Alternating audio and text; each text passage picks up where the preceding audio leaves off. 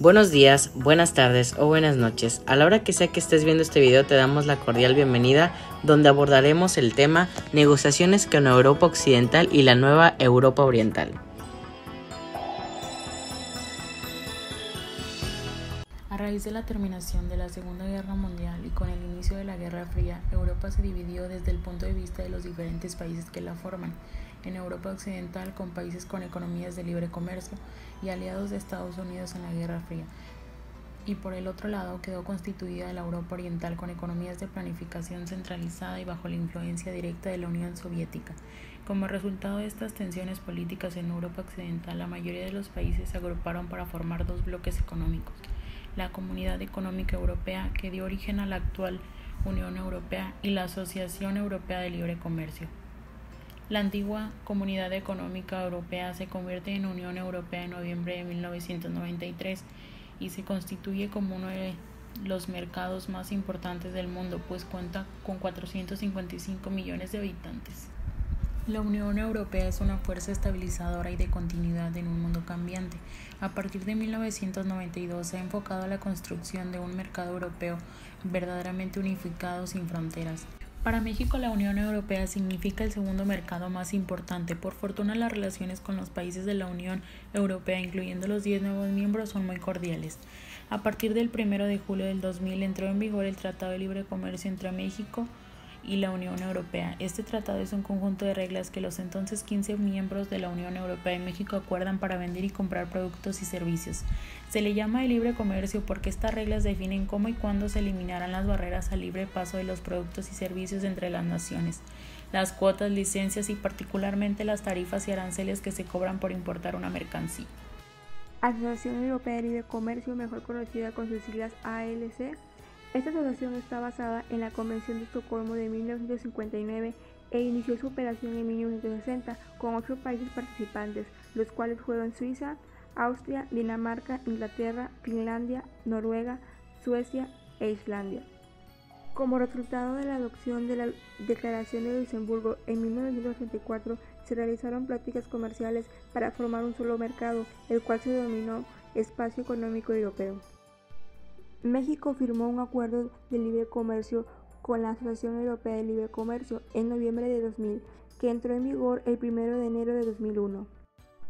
Algunas de las características sociales y culturales que existen en los europeos es que son formales, no solo en situaciones de negocio, sino también en la necesidad de hacer citas previas, al igual que su puntualidad.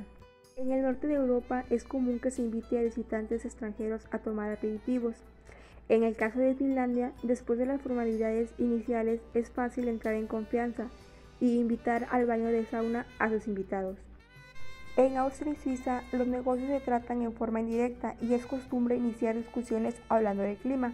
Algunos gestos en los países suelen ser frotarse la barbilla y mover circularmente el dedo alrededor de la oreja.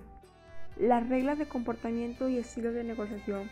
Para los europeos, particularmente los nórdicos y anglones, el estilo de negociar es muy similar al de norteamericanos. Para ambos es importante lograr acuerdos en forma rápida y directa. Todos los europeos toman muy en serio los acuerdos aprobados, aun cuando sean de forma verbal, pero recomiendan que se finalicen en documentos también. La República Democrática Alemana era sin lugar a dudas el país más desarrollado de la Europa Oriental y su población gozaba de un nivel de vida superior al de los otros países del este. Con la integración de 8 países de la antigua Europa Oriental a la Unión Europea en 2004, los países se han visto reducidos a la Federación Rusa. Es interesante hacer notar que las diferencias entre los países balcánicos de tradición ortodoxa y de tradición cristiana son totalmente vigentes en la actualidad y son los causantes de la diferencia en los comportamientos políticos y sociales que se viven en la actualidad. La diversidad religiosa ha sido un punto muy importante y permanente en la cultura y constituye uno de los principales factores de diferenciación entre los pueblos de Europa Oriental.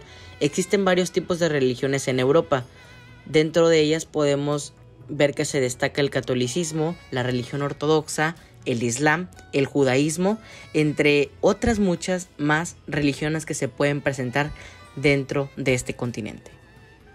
La lengua es algo que nos distingue, ya que dentro de este país se tiene un sinfín de lenguas. En la mayoría de los países que se distinguen son 3 grupos principales. El primero es eslavo occidental, donde podemos ver a los polacos, a los checos, moravos y eslovacos. En el segundo grupo es eslavo oriental, donde podemos ubicar a los rusos, ucranianos y rútenos. Y en el tercer grupo, eslavo meridional o yugoslavo, también se le puede conocer de esa manera, podemos encontrar a los eslovenos, croatas, serbios y búlgaros. Prácticamente todos los pueblos de Europa Oriental utilizan el alfabeto latino, a excepción de los rusos, búlgaros y serbios. Ellos utilizan el alfabeto cirílico. Respecto a sus características sociales en Europa del Este, en todos los países las poblaciones urbanas son mayoría, salvo en Bulgaria donde la población está equilibrada y en Albania y Yugoslavia donde la población urbana representa solo el 44% de la total. Respecto de sus características personales, los europeos orientales son afables y muy afectos al contacto personal. Las palmadas, abrazos y hasta besos son demostraciones de confianza y amistad. En Rusia, las negociaciones normalmente tienen 2 fases. Durante la primera ellos tratan de obtener tantas ofertas competitivas como sea posible y una vez que se ha elegido la mejor oferta se inicia la segunda fase de la negociación, que consiste en discutir con detalle las condiciones.